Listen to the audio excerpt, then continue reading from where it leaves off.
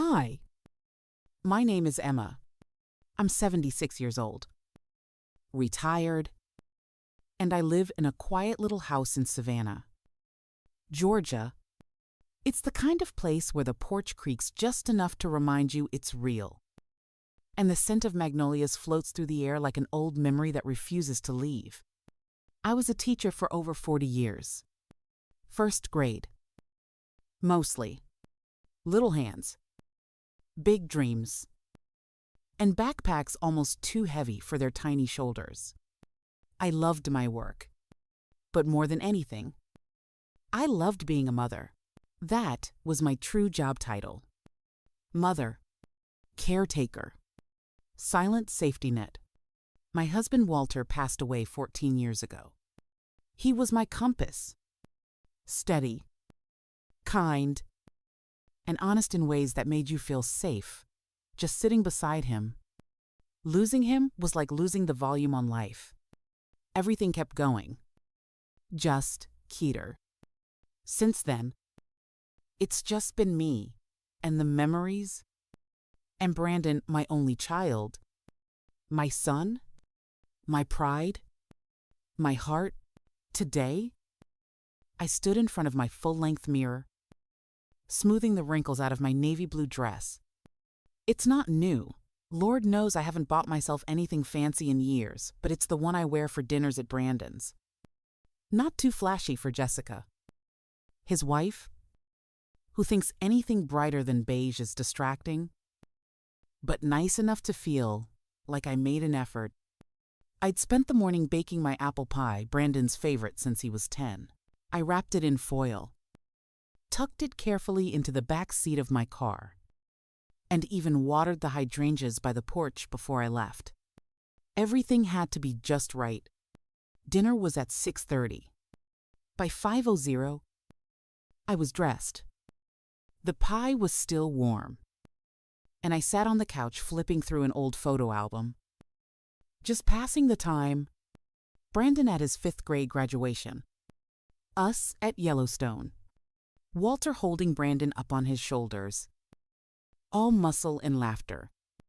I glanced at the clock, 5:42. Then my phone buzzed. It was a message from Brandon. Hey, Mom. Quick change of plans. Jessica's boss is stopping by, so we're going to have to reschedule dinner. He blinked. Reschedule. I read it twice. 3 times. Maybe I misunderstood.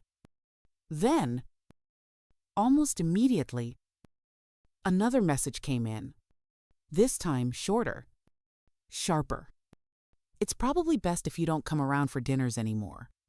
Jessica feels it makes guests uncomfortable. And just like that, something inside me cracked. Quietly, cleanly, I stared at the screen. Motionless. As if the words might change if I waited long enough.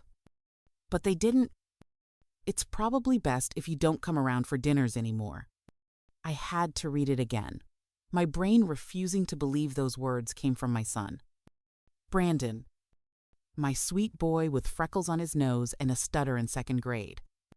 The one who used to crawl into my bed when thunderstorms scared him.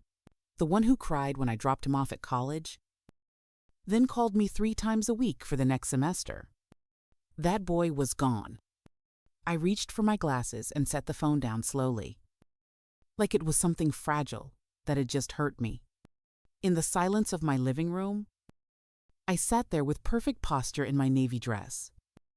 My hair pinned just right. And my heart breaking in quiet, invisible ways. The apple pie on the counter was still warm. I glanced at the photos on the mantel. Brandon at 7, grinning with a missing front tooth. Walter holding him up by the waist, laughing in a backyard full of autumn leaves. Christmas morning photos with wrapping paper everywhere. Emma the background fixture always smiling. Always giving. What had I done wrong? Was it my dress, my stories, my age? Was I embarrassing? The worst part wasn't even the message. It was the realization that maybe, just maybe, this wasn't sudden, Maybe this was just the first time they were being honest. Had they smiled through dinners they didn't want me at? Had my apple pies become something to tolerate instead of treasure? And then it hit me like a slap across the face. The house they lived in now, the house with the 3-car garage, open kitchen, and wraparound porch, had my name on the deed. The $85, zero, down payment had come from my savings. From Walter's pension, a gift for the family.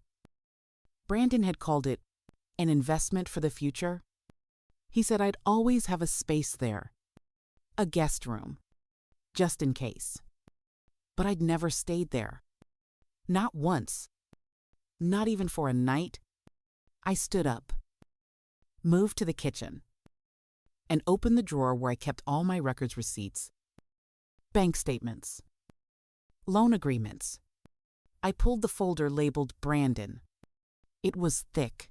As I thumbed through years of generosity, one thought rose above the rest.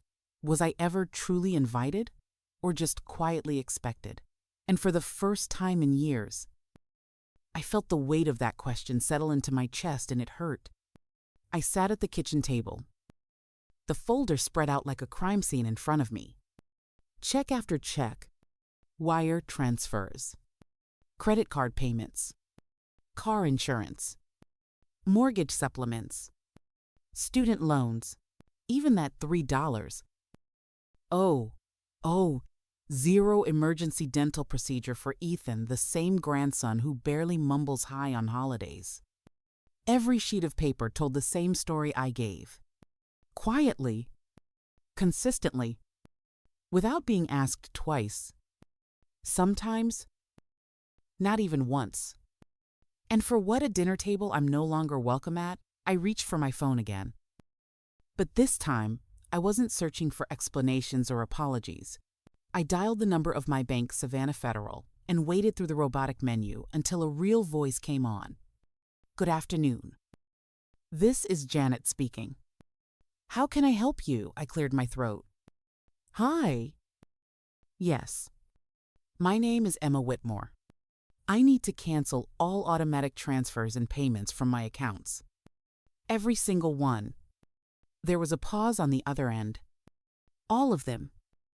Ma'am, yes. Everyone. Janet hesitated. You have over 130 recurring transactions, including joint arrangements and family-linked accounts. Are you sure you'd like them all suspended? I'm not just sure. I said, feeling the heat rise in my chest. I'm ready. She typed quietly for a moment. Understood? We'll freeze all transfers immediately.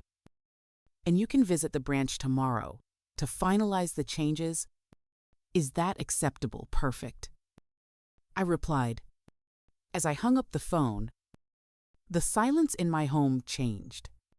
It wasn't empty anymore. It was calm. It was mine. I walked to the mantel and looked at Walter's photo. You always told me to stop letting people sit on my shoulders. I whispered. I guess I finally listened. The kettle clicked off in the background.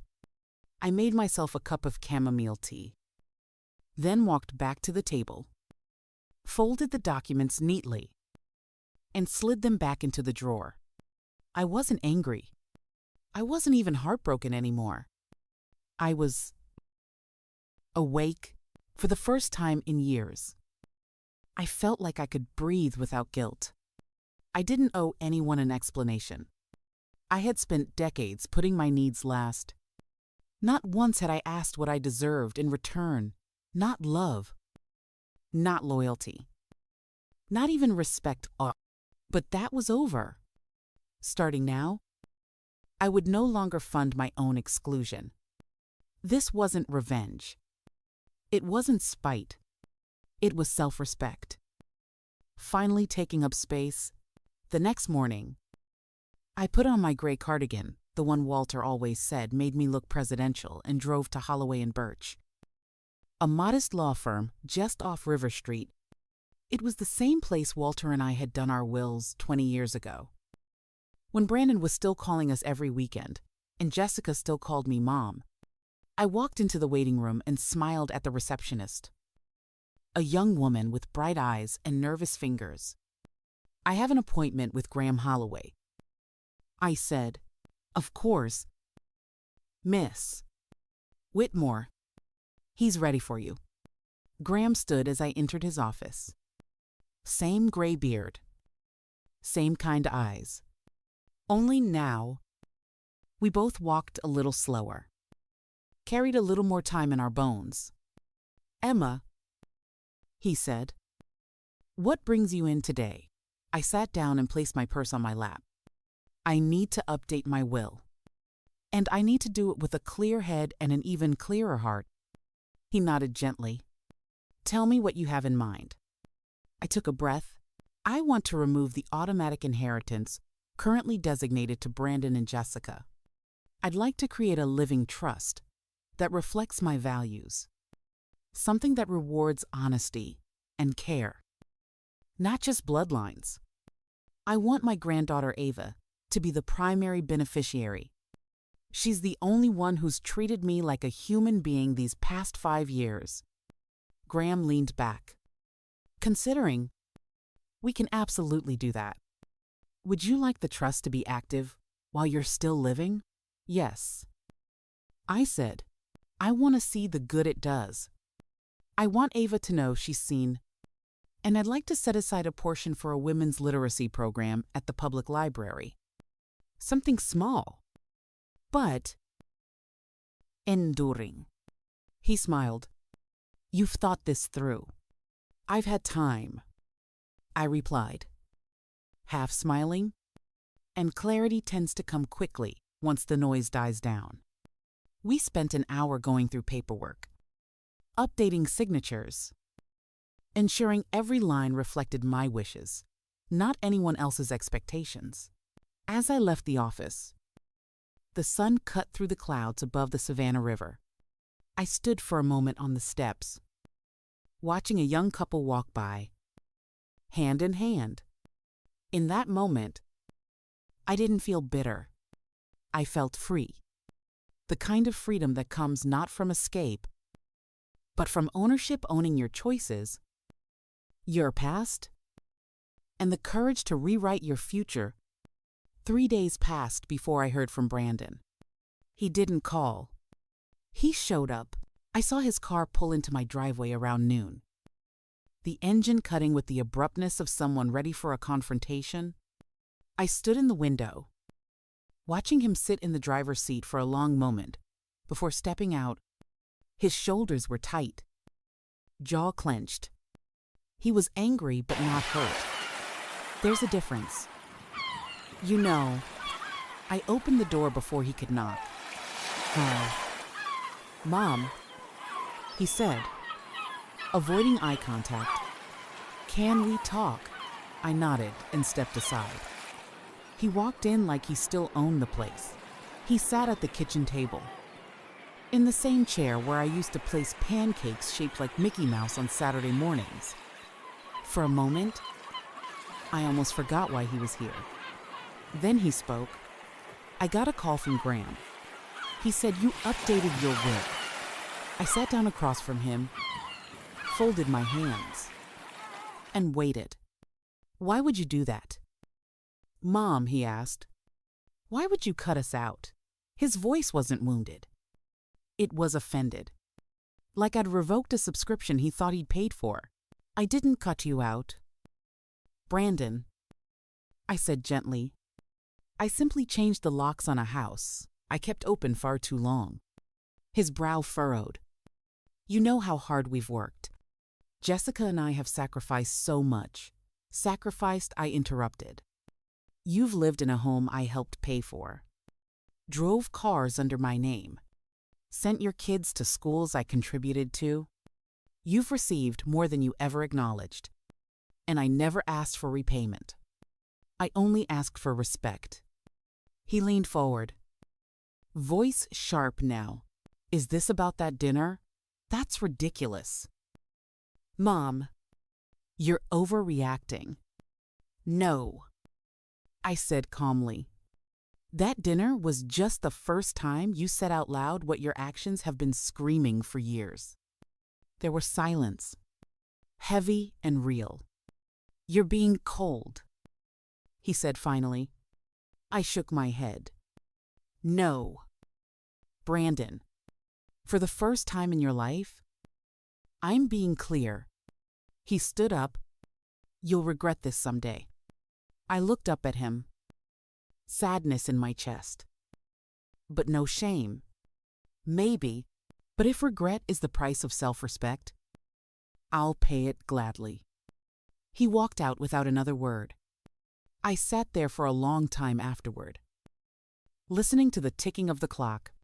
I wasn't shaken. I was steady. Because clarity isn't cruel, it's a kindness we owe ourselves. The house was still after Brandon left, like the walls themselves were exhaling. I sat at the kitchen table with a warm cup of tea, letting the steam rise into the sunlight streaking through the window. The silence didn't feel lonely anymore. It felt earned. I had spent so many years filling every quiet space with noise, worrying, planning, overgiving.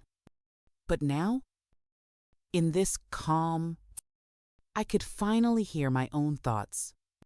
And they weren't angry. They were curious. Who was I? Without obligation, without the silent role of fixer, helper, invisible supporter. I hadn't asked myself that question in decades. That evening, I pulled out a worn cardboard box from the hallway closet, one I hadn't opened since Walter passed. Inside were old photographs, sketchbooks from college, a pair of tap shoes I hadn't worn since I was 22. Tucked beneath a stack of yellowed sheet music was a short story I'd written in 1973. It was titled "The Woman in the Window." I read the first line and laughed, half from surprise, half from disbelief. It wasn't bad. In fact, it was honest, messy, raw. It sounded like someone who hadn't yet learned to apologize for taking up space.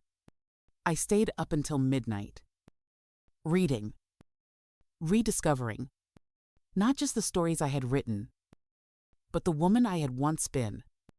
The next morning, I drove to the Savannah Community Center, a modest red brick building with flower boxes under the windows and peeling paint on the door frames. Inside, I found a flyer taped to a bulletin board, Creative Writing Circle, Thursdays at 6 p.m. All levels welcome. I pulled the tab with the contact number. Later that week, I sat in a circle of strangers, mostly women my age, each holding a notepad or folder full of stories they hadn't dared to share. When it was my turn to read, I brought "The Woman in the Window." My hands shook slightly, but my voice didn't. When I finished, no one clapped, but someone whispered. That hit home. I walked out that night with a notebook full of ideas and something I hadn't felt in years: purpose.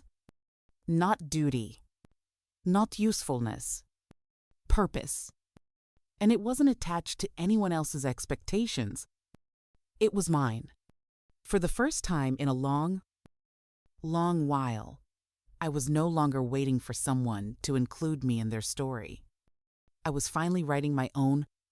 The following weeks became a rhythm I hadn't known I needed. Tuesdays were for gardening, pulling weeds with dirt under my nails and music humming from the porch. Thursdays were for writing group, where stories weren't judged by grammar, but by truth. Sundays, I volunteered at the library's reading program, sitting in a cozy corner with children whose eyes lit up at stories about dragons, rockets, and talking dogs. It was quiet joy. Simple, but real. One Thursday evening, after our writing group wrapped up, a woman named Lorraine tapped my shoulder. She was in her late 60s, wore purple glasses, and always brought lemon cookies no one ever refused. "Emma," she said gently, "would you read this for me?" She handed me a folded page. A poem, raw and trembling with grief about losing her son in a car accident 5 years earlier. She hadn't shared it aloud. Not once. I haven't had the courage, she admitted. But when you read The Woman in the Window, something in me cracked open. I didn't know what to say, so I hugged her. We stood there in the soft hum of the community room's buzzing lights. Two women with different wounds, bound by the same quiet ache. It hit me then.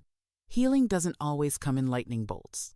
Sometimes it arrives in paper and ink, in someone saying, "Me too."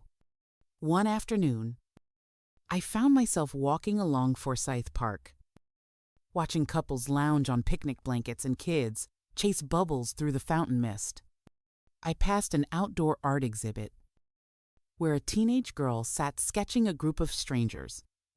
She looked up at me and smiled. "I love your earrings," she said. "They look like little suns." I laughed. They were a gift to myself, first ones I ever bought without someone else in mind. She nodded thoughtfully, then added, "They suit you. You look like someone who's starting over." Starting over. The phrase sat in my chest like a soft drum beat. That night, I sat at my kitchen table and began drafting a new story, not about pain, not even about family. It was about a woman named Claire, who, after decades of silence, buys a used bicycle, paints it sky blue, and rides down the coast of California alone, laughing into the wind like she's 19 again. Was it fiction? Maybe. But something about it felt deeply, unshakably true. It had been almost 2 months since Brandon walked out of my kitchen. 2 months since I stopped sending birthday checks. Just because gifts and weekly texts that went unanswered anyway. And strangely, I didn't feel guilty. One morning, I woke up to an email notification from my granddaughter, Ava. The subject line read, "Are you okay?" I clicked it open, my heart fluttering, with equal parts love and caution. "Hi, Grandma. I heard about what happened with Dad. I don't really know what's going on, but I wanted you to know I miss you, and I hope you're okay. I've been thinking about the day we baked those lemon scones together last summer. That was the best day of my entire break. I still have the apron you gave me. Love. Ava." Tears welled up, but not the kind that come from heartbreak. These were warm, gentle, like spring rain. I replied, "Sweetheart, I think of you every day. I'm more than okay. I'm finally learning how to breathe on my own again. That apron looked better on you than it ever did on me. Let's bake again soon. Love you more than lemon scones." Later that week, Ava called. Not a text. Not a DM. An actual phone call? Her voice was hesitant at first, like someone unsure whether a bridge had been burned. "Grandma," she said, "you sound different." I smiled, sitting on my porch swing with a cup of coffee. Maybe I finally sound like myself. We talked for over an hour. About school, boys, writing, life. At the end of the call, she said, "I want to come visit. Just me." Would that be okay? I didn't hesitate. That would be more than okay. That would be everything. The following Saturday, Ava showed up with a weekend bag and a spiral notebook full of half-written poems. We spent the afternoon baking, dancing in the kitchen to Aretha Franklin, and swapping stories we'd never told before. She wasn't just my granddaughter, she was a young woman becoming someone remarkable. As we sat that evening watching the sun sink behind the trees, Ava turned to me and said, "You know, Grandma, You've got this peaceful look now, like someone who just stopped carrying a mountain. I laughed. Maybe I finally realized it wasn't mine to carry. She squeezed my hand. And in that moment, I knew healing isn't about fixing what's broken with others. Sometimes, it's about reclaiming what was forgotten in ourselves. The house felt different with Ava in it. Not louder, just fuller. Every corner of my little Savannah home seemed to breathe deeper. Her laugh echoed through the hallway as she flipped through old photo albums, pointing out my tragic '80s perm and Walter's favorite fishing hat. On Sunday morning, we sat at the kitchen table, sipping chai tea and eating leftover scones. Ava looked at me seriously, like she was about to ask something that had been sitting on her chest for a while. "Grandma," she said, "do you ever regret, changing everything I knew what she meant? The will, the conversations I didn't avoid anymore, the silence I no longer filled." I leaned back in my chair and looked out the window. The magnolia tree Walter planted decades ago was blooming again white. Wide blossoms opening, like keyed affirmations. Sometimes, I said honestly, not because I think I was wrong, but because love doesn't disappear overnight. It just stops making excuses. She nodded slowly. "I've watched Mom and Dad my whole life," she said, "and I think you were always a soft landing for everyone. I just didn't realize it until you stopped catching them." I smiled, touched by her insight. You don't owe people comfort when they use it to avoid their own growth. Ava picked at the edge of her napkin. "I want to be like you someday." "No," I said gently, reaching for her hand. "Be better. Start earlier. Learn boundaries without needing to shatter first." That afternoon, we drove to the beach, just the two of us. A picnic basket and a sky so blue, it looked painted. We walked barefoot through the sand, and Ava recited a poem she'd written. Her silence is not surrender. It is the pause between storms, the breath between stories, the voice waiting to rise. When she finished, we stood there for a moment, wind pulling at our clothes, waves lapping at our feet. "I wrote that about you," she said quietly. I blinked away tears. "I think you wrote that about every woman who finally decided her story wasn't over." We watched the horizon in silence. 2 generations, side by side, not needing to fix anything, not rushing to make amends, just being together, free. And in that moment, I didn't feel like a grandmother, or a widow, or a woman who'd once been overlooked. I felt like Emma, fully. Finally, the fall crept in softly that year, wrapping Savannah in golden leaves and chilled mornings. I'd always loved October. There was something honest about it. The way it didn't pretend to bloom, the way it let go without apology, that's how I felt now. A woman no longer blooming for someone else, but releasing freely, fiercely the parts that no longer served me. One afternoon, I was invited to speak at the community center's fall showcase. It was nothing big, just a few dozen folding chairs, coffee in paper cups, and a room filled with women who had decided they were worthy of being heard. I stood in front of them, holding the same story I had read weeks ago at writing group The Woman in the Window. But this time, I wasn't reading it for feedback. I was reading it to be seen. When I finished, the room was quiet, not out of awkwardness, but reverence. And then came the applause. Not wild, but warm, like waves meeting shore. A woman in the front row stood up. Lorraine, with her purple glasses and lemon cookies. She said, "Emma, you didn't just write a story. You built a mirror for the rest of us. Afterward, a teenager approached me, barely 16. Freckles scattered across her nose, holding a notebook to her chest. Like armor, I want to write like you, she whispered. I smiled. Then write like you. That's even better. Later that evening, as I walked home through rustling leaves, I passed a storefront window and caught my reflection.